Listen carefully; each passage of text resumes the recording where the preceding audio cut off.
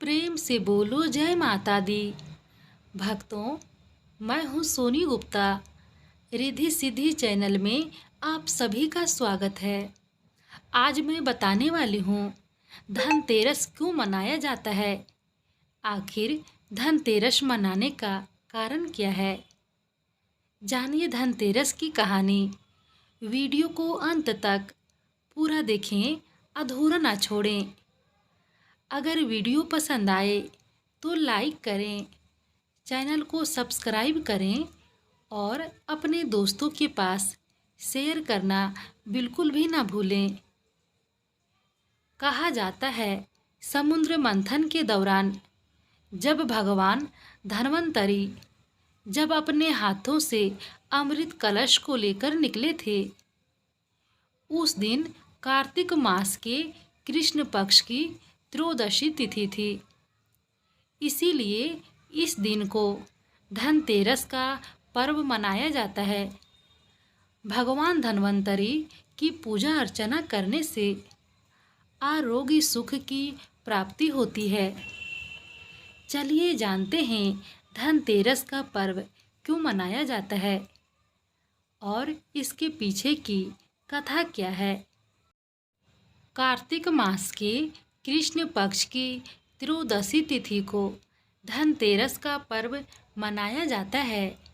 शास्त्रों के अनुसार इस तिथि को समुद्र मंथन के समय भगवान धन्वंतरी अमृत कलश को लेकर प्रकट हुए थे। इस वजह से इस तिथि को धनतेरस या धन त्रयोदशी तिथि के नाम से भी जाना जाता है।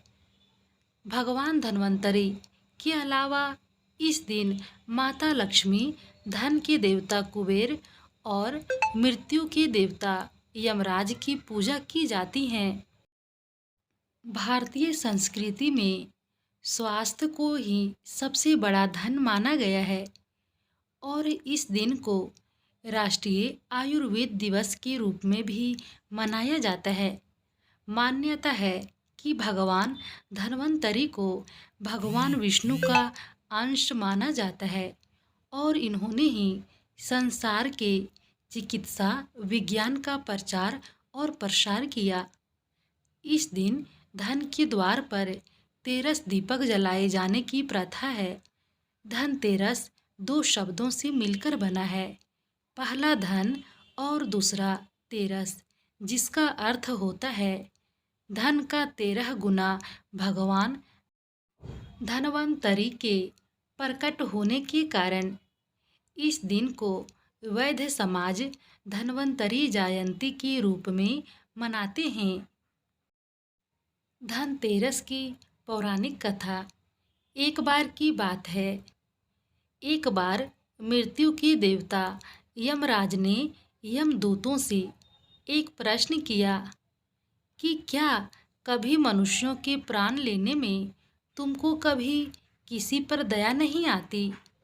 यमदूतों ने कहा कि नहीं यमराज, हम तो केवल आपके दिए हुए निर्देशों का पालन करते हैं।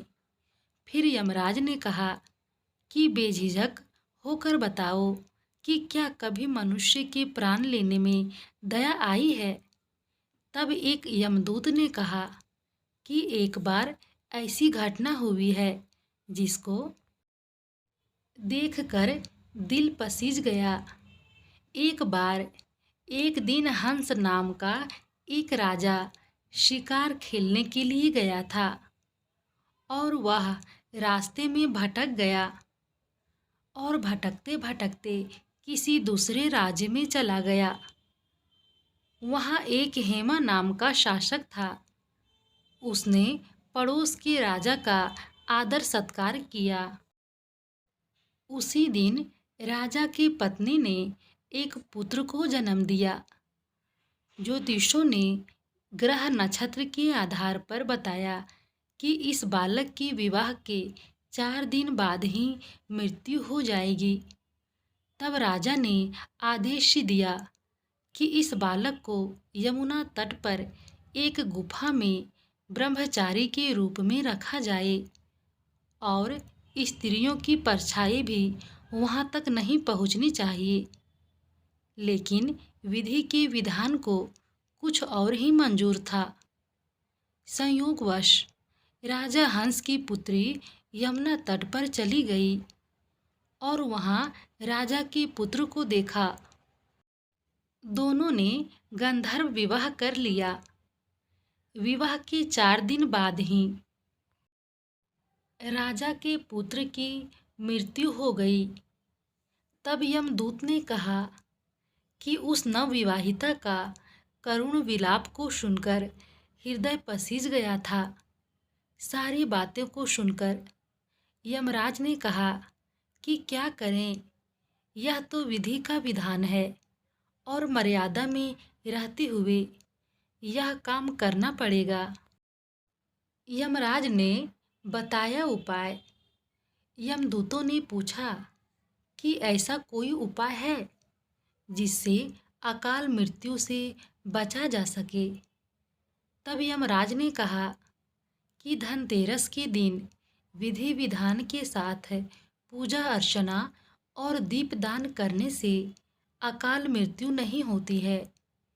इसी घटना की वजह से धनतेरस के दिन भगवान धन्वंतरी और माता लक्ष्मी की पूजा की जाती है और दीपदान किया जाता है।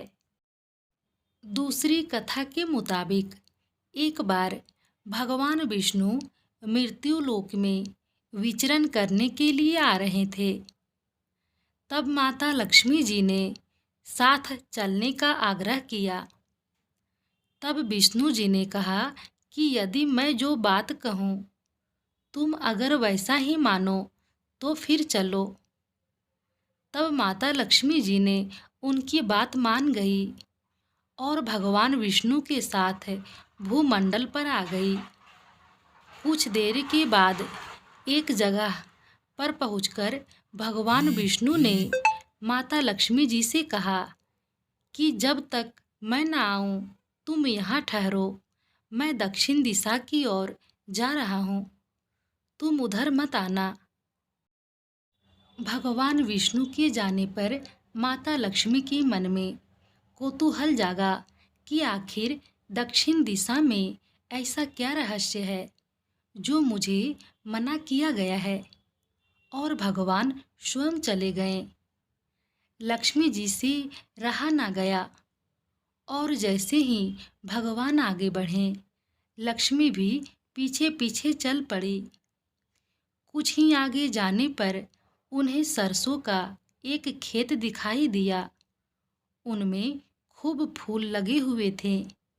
सरसों की शोभा को देखकर वह मंत्रमुग्ध हो गई और फूल तोड़कर अपना श्रृंगार करने के बाद आगे बढ़ी। आगे जाने पर एक गन्ने के खेत से माता लक्ष्मी जी ने गन्ने तोड़कर रस चूसने लगी।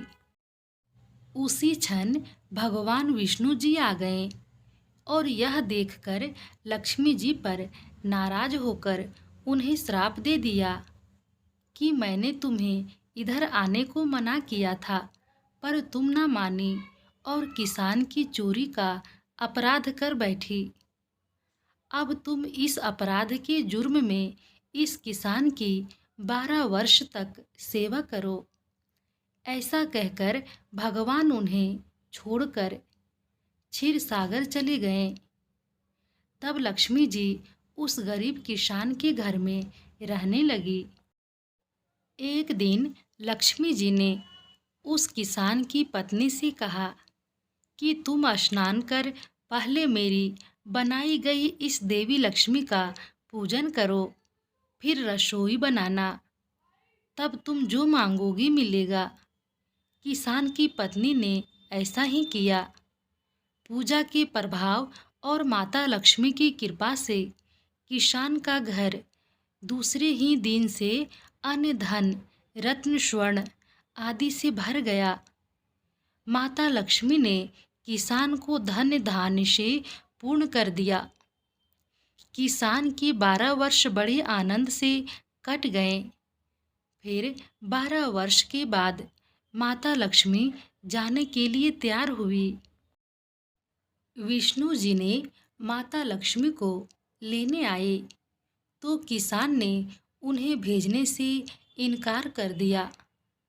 तब भगवान विष्णु ने कहा कि इन्हें कौन जाने देता है, यह तो चंचला है, कहीं नहीं ठहरती। इनको बड़े बड़े नहीं रोक सके, इनको मेरा श्राप था। इसीलिए 12 वर्ष से तुम्हारी सेवा कर रही हैं। तुम्हारी 12 वर्ष सेवा का समय पूरा हो चुका है। किसान हठपूर्वक बोला कि नहीं, अब मैं लक्ष्मी जी को नहीं जाने दूंगा। तब माता लक्ष्मी जी ने कहा, हे किसान, तुम मुझे रोकना चाहते हो तो जो मैं कहूँ वैसा ही करो।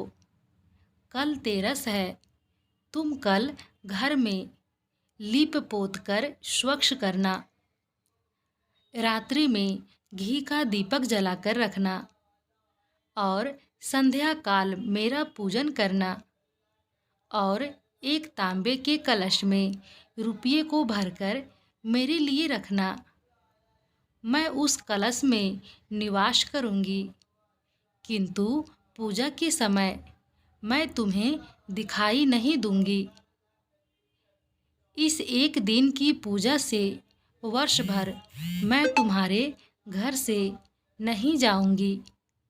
यह कहकर वह दीपकों के प्रकाश के साथ 10 दिशाओं में फैल गई।